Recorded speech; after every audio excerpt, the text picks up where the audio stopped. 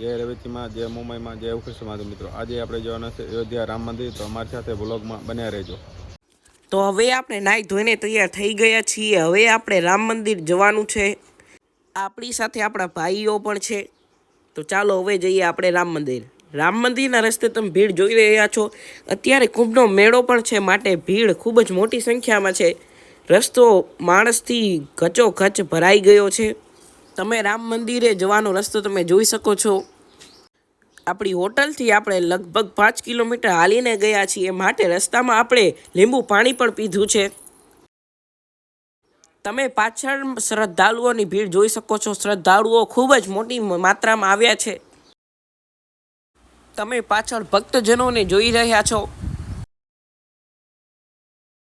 શ્રી રામ મંદિરના રસ્તા તરફ તમે જોઈ રહ્યા છો કે આજુબાજુ આપણને ભગવા ધ્વજ દેખાય છે, જે અહીં મોટી માત્રામાં ફરકાવવામાં આવ્યા છે, અને તે સનાતન ધર્મની શાન છે.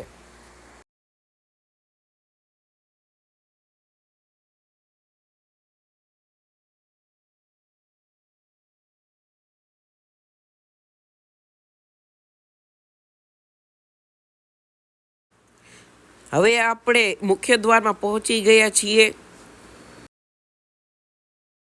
શ્રી રામની જન્મભૂમિ અયોધ્યામાં હવે આપણું આગમન થઈ ગયું છે. તમે જોઈ રહ્યા છો આજુબાજુના સ્થાપત્યને. તમે આ જે જોઈ રહ્યા છો તે શ્રી સુગ્રીવ કિલ્લા અયોધ્યા છે. હવે આપણે કતારમાં જોડાઈ જઈએ. અહીંયા ખૂબ જ લાંબી ભક્તજનોની લાઈન છે, તમે જોઈ રહ્યા છો. ભક્તજનો દેવી દેવતાઓનું નામ લઈ લઈને તેઓ આગળ વધી રહ્યા છે.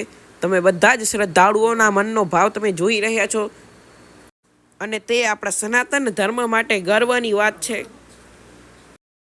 હવે આપણે જ્યાં જવાનું છે એટલે કે રામ મંદિર, તમે જોઈ રહ્યા છો કે આ તેનું મુખ્ય દ્વાર છે. અહીંથી આપણે રામ મંદિરના દર્શન કરશી.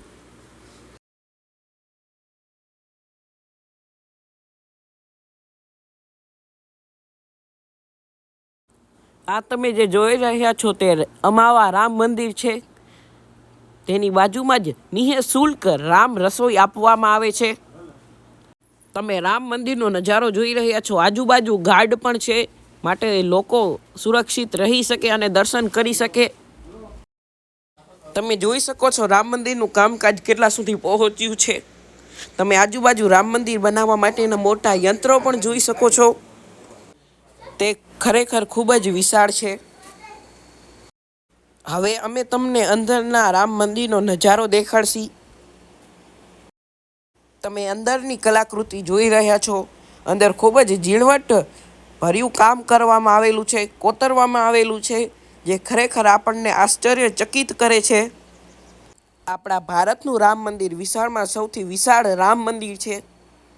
અહીંયા ટેલિવિઝન પણ રાખવામાં આવ્યું છે. ત્યાં પણ રામ મંદિરના ફોટા દેખાડવામાં આવ્યા છે. હવે આપણે પણ રામ મંદિરના દર્શન કરી લઈએ. રામ મંદિરની બાજુમાં તમે જોઈ રહ્યા છો એક વ્યક્તિ કાકડી વહેંચી રહ્યો છે. હવે આપણે કાકડીનો સ્વાદ માણીએ. આપણા ભાઈઓ પણ કાકડીનો સ્વાદ માણી રહ્યા છે. કાકડી ખરેખર ખૂબ જ અહીંયાની સ્વાદિષ્ટ છે. હવે આપણે પહોંચી ગયા છીએ સાંજનું જમવા માટે. અહીંયા ખૂબ જ એવું સારું જમવાનું તમે જોઈ રહ્યા છો. આ વ્યક્તિ ભઠ્ઠા અંદર નાનને ચોંટાડી રહ્યો છે અને પકવી રહ્યો છે. વચ્ચે મોટા માત્રામાં આગનો ભડકો પણ થઈ રહ્યો છે. તે તેમના માટે સામાન્ય વાત છે, પણ આપણા જેવા જે બહારના હોય તે માટે નવી વાત છે. જેને પણ અહીં આવવું હોય તેને આ વિડીયો જાણકારી રૂપ બનશે, અને પોતાના જમવાની યોગ્ય વ્યવસ્થા પણ કરી શકશે. ખરેખર તે આપણને આશ્ચર્યચકિત કરી નાખે તેવું આ વ્યક્તિ કરી રહ્યો છે. આપણે તો રોટલી સામાન્ય રીતે ખાઈએ છીએ, પણ આ આપણા માટે કંઈક અલગ જ છે. સાથે અહીંયા શાક પણ મળે છે. 2 વ્યક્તિ થઈને આ ભોજન બનાવે છે. તમે જોઈ રહ્યા છો જ્યાં જમવાનું બને છે, એટલે કે રસોઈ રૂમની બાજુમાં જ આ રાખવામાં આવે છે. તમે જોઈ શકો છો.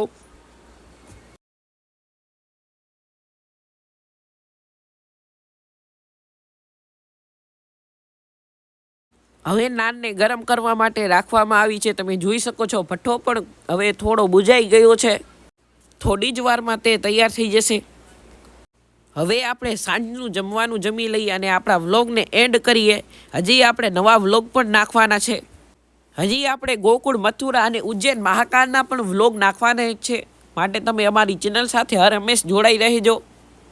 અને જો તમને અમારો આ વિડીયો ગમ્યો હોય તો વિડીયોને લાઇક કરજો, શેર કરજો અને કોમેન્ટ પણ કરજો તથા સબસ્ક્રાઈબ પણ કરજો.